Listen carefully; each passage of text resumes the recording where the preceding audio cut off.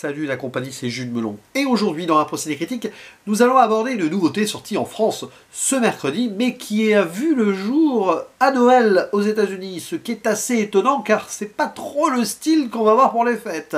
On est dans du thriller érotique assez tendu là pour ce Baby Girl, troisième long métrage de sa réalisatrice néerlandaise, dont je découvre ici l'univers d'ailleurs, Alina Rein. Alors, je crois que son premier était plus ou moins dans le genre, le deuxième était plus dans l'horreur, voilà. Et au casting, dans le rôle principal, nous avons l'actrice Nicole Kidman, qui n'a probablement pas été choisie par hasard, nous allons y revenir. À ses côtés, le jeune Harris Dickinson, qui n'a pas fait que des bons films ces dernières années. Oh, il en a fait quand même quelques-uns, mais j'ai en tête la Palme d'Or là, de l'autre Suédois. J'ai même plus envie de dire son nom, dit le nom du film. Il faudra quand même que je le revoie un jour. Bon. Nous retrouvons également Antonio Banderas, qui joue l'époux de Nicole Kidman, et Sophie Wilde, que j'avais découverte, elle, dans La Main, Talk to Me, un des bons films d'horreur de ces 5 dernières années. Et ce qui est bien avec ce film, avant que je donne mon avis, et que je fasse le synopsis au préalable, c'est que vous ressortirez de celui-ci forcément avec beaucoup de choses à dire, avec probablement diverses interprétations possibles, et d'ailleurs en commentaire n'hésitez pas à faire les vôtres. Car oui, c'est un brûlot assez complexe, même si ces thématiques sur le papier ne le sont pas, parce qu'il y a des jeux comme ça de tension et de domination qui vont se mettre en place, mais dans des codes retournés d'un cinéma thriller érotique d'antan. On va suivre Romy Mathis, qui est une CEO, donc une chef d'entreprise, d'un truc dans la robotique, qui a vraiment la vie parfaite. Hein. Femme de pouvoir, qui se fait respecter, qui est aimée de son mari et qui a 2 filles. Au niveau familial, ça va super bien. Et un beau jour, dans l'entreprise, débarquent des stagiaires. Et il y en a un qui va un petit peu forcer la main, oui, à la présidente, pour être... enfin, pour qu'elle soit, elle, sa tutrice à lui, bon, déjà, et un rapport étrange à l'être, enfin, étrange, c'est assez clair d'emblée, disons qu'il va y avoir un attrait entre les deux gens, les deux personnes, et c'est lui qui va prendre la main et le dessus. C'est le jeune qui vient donc bouleverser la vie ici de cette femme bien établie, qui risque donc de mettre en danger sa famille, puisqu'il va y avoir une relation extra-conjugale qui va aller loin dans un rapport de soumission, car oui, il est assez SM, le gars, et il veut à tout prix faire de cette dame, qui est ultra respectée, etc., sa baby girl. Voilà, d'où le titre. Je ne sais pas si j'ai bien raconté, on va dire, les vagues ligne de cette intrigue, parce que bon, il faut découvrir ce qui va se passer, mais vous imaginez que à un moment il va y avoir une sorte de point de rupture, que ce soit dans cette relation qui peut devenir toxique, ou si jamais la famille l'apprend. Mais au-delà de cela, quel est l'intérêt de faire ce genre de thriller érotique aujourd'hui? Alors déjà d'emblée, ce style-là a été popularisé dans les années 80, 90. On va faire pêle-mêle Liaison fatale ou Basic Instinct, qui est peut-être pour moi le meilleur dans le genre, ça paraît assez clair, mais bon, toujours quand même d'un point de vue plutôt masculin, ça c'est sûr. D'ailleurs, les réalisateurs de ces films-là l'étaient masculins. Après, bon, il y a diverses interprétations aussi de thrillers érotiques, que ce soit dans la psychopathie ou dans un vrai amour qui fait qu'il n'est pas possible par rapport donc à des gens qui sont installés dans leur vie maritale.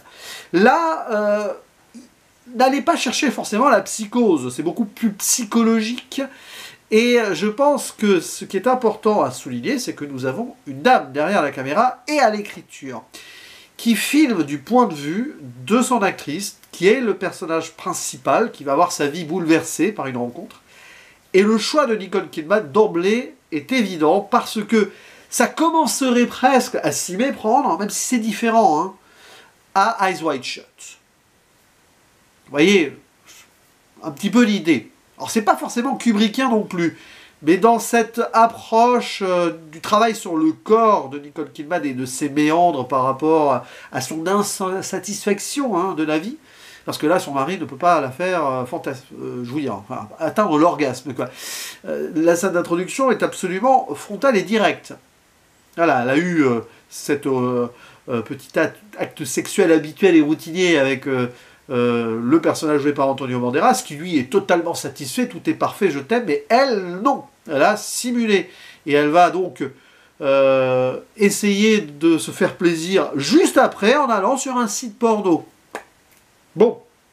Et du coup, dans cette insatisfaction-là, alors que tout va bien dans sa vie, va naître une pulsion qui va être amenée par ce jeune homme qui, de prime abord comme ça, bon, va quand même apparaître à elle en train de dompter, si on veut, hein, la bête. C'est-à-dire un chien qui commençait à être un petit peu nerveux et il va le calmer très vite. Alors, on apprend très rapidement que c'est avec un cookie qu'il a fait ça, en mode enfantin, vous voyez, et oui, c'est un peu l'homme-enfant qui va peut-être donner des envies autres à une dame qui a plus de 50 ans.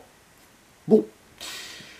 Sauf que derrière, tout ce propos-là, qui aurait pu être scabreux ou cringe, si ça avait été d'un autre point de vue, est filmé par une femme qui veut mettre en avant ici le désir et l'envie sexuelle d'une femme aujourd'hui au XXIe siècle, et une femme qui a passé un certain âge selon certains standards et codes, notamment à Hollywood. Alors c'est très intéressant de voir ce film dans la lignée de The Substance, même si c'est pas du tout la même approche et la même thématique. C'est exactement ça en fait. Il est important ici de détourner et de déconstruire certains codes qui font que certaines actrices, si ce n'est pas la majorité d'entre elles, passent un certain âge à Hollywood, elles sont quasiment persona non grata. Sauf si elles essayent de rester jeunes de façon éternelle. Et Demi Moore l'année dernière, hein, qui est passée par là, et Nicole Kidman, qui, on le sait, a eu recours à la chirurgie esthétique, ce qui a pu rendre problématique certaines de ses performances quand elle jouait dans d'autres domaines. Je pense à The Northman par exemple, où ça manquait quand même clairement d'émotion et tout. Bon, c'était le problème de direction derrière aussi, hein, ça on ne sait jamais. Sauf que là, elle est utilisée en tant que telle, et même qu'il y a une scène dans le film où on la voit se faire injecter du Botox. Tout doit être conforme à l'image qu'elle doit renvoyer. Et justement, elle est prisonnière de cette image. Elle est prisonnière de cette vie parfaite familiale aussi. Et ça, c'est génial sur le plan esthétique et sur le plan formel, c'est que Alina Rein le montre très bien. Elle vit dans des cases, quoi. La maison parfaite, le mari parfait, et les filles, voilà, qui sont là, assez heureuses. Il y en a même une qui est très libre. Je reviendrai sur ce point après. Et là, l'entreprise aussi. Ah, voilà, on voit des petits spots publicitaires ou de promotion de l'entreprise avec des cases bien remplies par les petits robots, tout ça. Et elle doit soigner son image. On lui dit même de ne pas dire certains mots quand elle fait ces petites vidéos là pour vendre tout ça. C'est ça, c'est la conformité. On apprendra même que par rapport à son enfance, ça c'est très bref, elle a grandi dans cette idée de conformité. Donc c'est une femme qui a réussi à se faire elle-même, oui, en se libérant peut-être d'une certaine emprise déjà, mais elle est restée dans un cadre. Et là, le cadre doit exploser. Et il ne peut qu'exploser si le désir est assouvi, si l'orgasme est atteint. Et c'est ça le message. C'est que la libération et l'émancipation ne peuvent être que personnelles, pas par rapport aux standards de la société, par rapport au boulot, par rapport aux petits mariés, aux enfants tranquillement là. Non! En tant que femme et individu, là, ce personnage doit vivre enfin quelque chose. Et c'est ce jeune homme qui débarque là, qui n'est finalement que le déclencheur. Le film ne va pas vraiment s'intéresser à lui. Ça en est à la fois le défaut et la force d'ailleurs, parce qu'on est tellement du point de vue de Robbie Mathis que les intentions de Samuel, donc joué par Harris Dickinson, bof. Oui, bon, bah, il veut faire d'elle sa baby girl, on voit qu'il a des envies un peu BDSM, tout ça, des délires de domination, bon, bah, ok, pas de souci, mais ça reste, j'ai envie de dire, dans un cadre, quoi. Ça ne va jamais trop dans le toxique, si ce n'est qu'à un moment, bon, elle essaie de protéger sa vie de famille quand même, quoi. Bon, bah, justement. Et c'est ça qui est fort, c'est qu'on est sur une lisière là, et un fil tendu qui est assez bien joué, c'est un film qui est super bien écrit, sauf un petit bémol sur lequel je vais revenir. Et des petits détails comme ça, qui sont assez évidents. Par exemple, le nom de l'entreprise, c'est Tensile, qui est c'est un mot difficile à traduire en français entre résistance à la tension, mais on peut tellement résister à la tension ça peut tirer sur l'élastique, quoi. Ben, c'est exactement ça. Cette entreprise, elle est vraiment à l'image de ce personnage principal qui est là, forte, résistante à toute tension et tout. Mais est-ce qu'à force de tirer, on va pas casser l'élastique? Justement, on va tester, le film testera sa proportion à rester résistante. Résistante à quoi d'ailleurs? Justement, peut-être que l'idée c'est de ne pas l'être jusqu'au bout et d'enfin se libérer. Ça, c'est une chose. Et c'est une femme qui est ouverte d'esprit surtout aussi. Elle est en avance sur son monde, elle est moderne, elle gère une entreprise de robots. Et même que sa fille, ouvertement homosexuelle, l'est sereinement parce que sa mère, visiblement, n'a jamais eu l'idée de questionner quoi que ce soit. C'est des petits détails comme ça dans les conversations qu'on a à droite à gauche, mais c'est fort. Et c'est une femme qui est forte et qui l'est aussi pour cette employée jouée par Sophie Wilde, qui va avoir cette importance à la fin. Elle veut devenir cet exemple, une forme de chantage à un moment, mais c'est juste pour continuer l'héritage de ces femmes fortes qui doivent inspirer d'autres femmes fortes pour que l'équilibre se fasse enfin.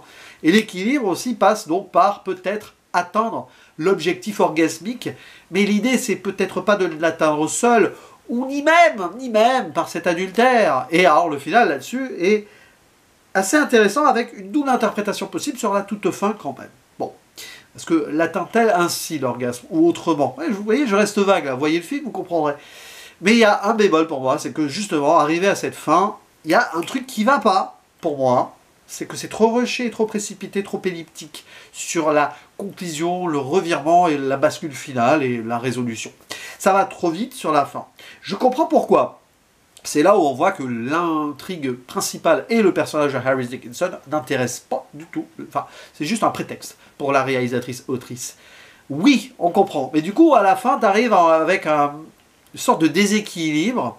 Je pense qu'on aurait pu avoir le même message très fort en rendant, on va dire, la finalité de cette intrigue plus prégnante aussi. C'est pas parce qu'on ne connaît pas vraiment les vraies intentions finalement de ce personnage-là, masculin.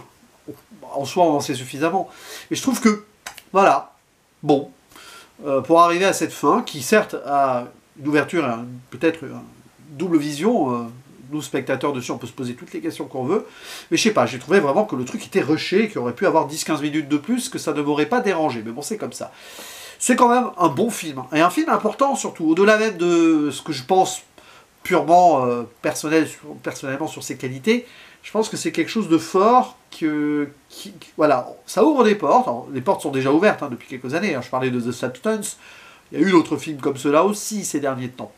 Mais là, oui, là, dans le monde d'Hollywood, alors on n'est pas vraiment à Hollywood, c'est distribué par A24, et c'est une boîte de prod qui n'est pas dans les gros studios, mais voilà, on casse un petit peu les codes, et avec Nicole Kidman, qui elle est un fer de lance de ces actrices d'Hollywood, donc de toute façon ça fonctionne. Donc ouais, voilà, c'est bien, Baby Girl, il faut le voir, il faut défendre ce film. Mais attention, ça va diviser. Allez, à vous la parole et je vous dis à la prochaine, ciao!